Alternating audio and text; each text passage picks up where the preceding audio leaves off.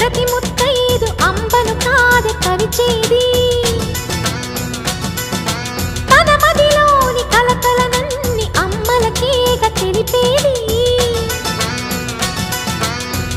నెలతలే లేకుంటే దేవుడికి నెలవేది భక్తులే రాకుంటే గుడికి ఇక వెలుగేది దయతోటి కుంకుమ పూలు అక్షింతలు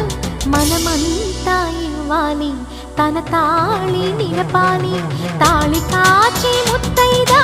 ఎల్ల